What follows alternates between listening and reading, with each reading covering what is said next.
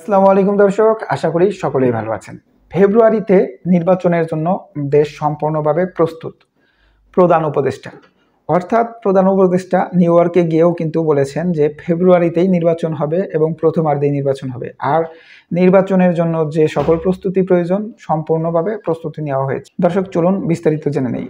প্রধান উপদেষ্টা ডক্টর মোহাম্মদ ইউনূস বলেছে, আগামী বছরে ফেব্রুয়ারির প্রথমার্ধে অবাধ, সুষ্ঠু ও শান্তিপূর্ণ জাতীয় নির্বাচনের আয়োজনের জন্য অন্তর্বর্তীকালীন সরকার সর্বাত্মক প্রস্তুতি নিয়েছে। এই নির্বাচন হবে অবাধ, সুষ্ঠু ও শান্তিপূর্ণ। এর জন্য দেশ সম্পূর্ণভাবে প্রস্তুত। অর্থাৎ অবাধ, সুষ্ঠু এবং শান্তিপূর্ণ নির্বাচনের জন্য দেশ সম্পূর্ণভাবে প্রস্তুত আছে বলে জানিয়েছেন দর্শক। স্থানীয় সময় সোমবার নিউ ইয়র্কের দক্ষিণ ও মধ্য এশিয়া ভিত্তিক মার্কিন বিশেষ দূত এবং ভারতের জন্য মনোনীত মার্কিন রাষ্ট্রদূত সার্জিও গরের সঙ্গে সাক্ষাৎকারে প্রধান উপদেষ্টা এই কথা বলেন দর্শক। এই সময় সার্জিও গার প্রধান উপদেষ্টার নেতৃত্বের প্রশংসা করেন এবং যুক্তরাষ্ট্রের সহায়তা অব্যাহত রাখার আশ্বাস ও পুনর্ব্যক্ত করেন। অর্থাৎ এই যে নির্বাচনের বিষয়ে ডক্টর ইউনূস যখন বলেছিল, তখন তিনি প্রধান উপদেষ্টার নেতৃত্বের ভূয়সী প্রশংসা করেন এবং যুক্তরাষ্ট্র তাদের সহযোগিতাটা অব্যাহত রাখবে বলে পুনর্ব্যক্ত করেন দর্শক। সাক্ষাৎকারে দ্বিতীয় পক্ষীয় ও আঞ্চলিক নানা ইস্যু নিয়ে আলোচনা হয়, যার মধ্যে ছিল বাণিজ্য, দক্ষিণ এশিয়ার আঞ্চলিক সহযোগিতা, সার্ক পুনরুজ্জীবিত, রোহিঙ্গা সংকট ও ঢাকাকে লক্ষ্য করে ছড়ানো বিভ্রান্তমূলক তথ্যের প্রসার। অর্থাৎ ঢাকাকে যে লক্ষ্য করে বিভ্রান্তমূলক তথ্য প্রচার করছে ভারত, সেই বিষয়েও কথা বলেছে ডক্টর মোহাম্মদ ইউনূস এবং রোহিঙ্গা সংকটকে বিশেষভাবে উল্লেখ করেছেন।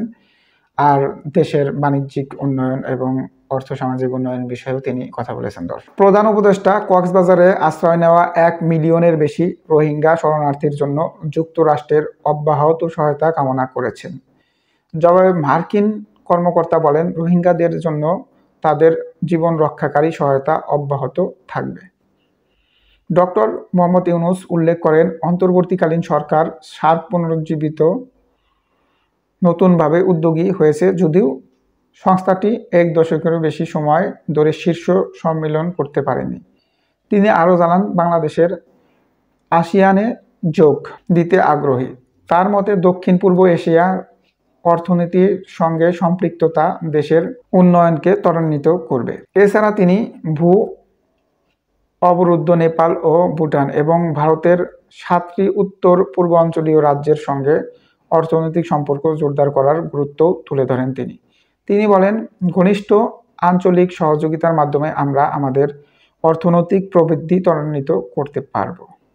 অর্থাৎ তিনি ওই যে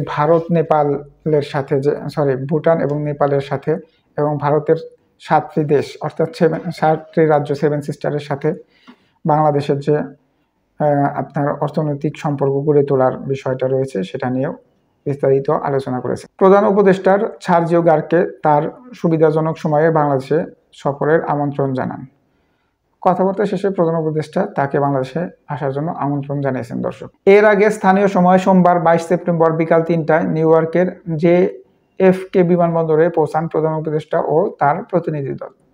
দর্শক, প্রধান উপদেষ্টা নির্বাচন নিয়ে যে কথাটি বলেছেন যে বাংলাদেশে অবাধ এবং সুষ্ঠু নিরপেক্ষ নির্বাচনের জন্য দেশ সম্পূর্ণভাবে প্রস্তুত, যে নির্বাচনটা আগামী বছর 2026-এর ফেব্রুয়ারির প্রথমার্ধে অনুষ্ঠিত হবে। দর্শক, আসলে কি 2026-এ ফেব্রুয়ারির প্রথমার্ধ নির্বাচন করা আদৌ সম্ভব কিনা, এই বিষয়ে আপনাদের মতামত কি অবশ্যই কমেন্টসে জানাবেন। আর যদি সম্ভব হয় সেটা ভালো।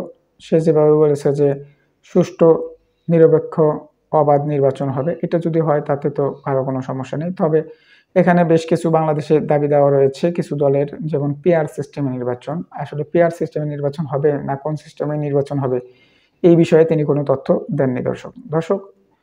বিষয়টিকে আপনারা কিভাবে দেখছেন অবশ্যই কমেন্টসে জানাবেন। ধন্যবাদ সকলকে। আসসালামু আলাইকুম।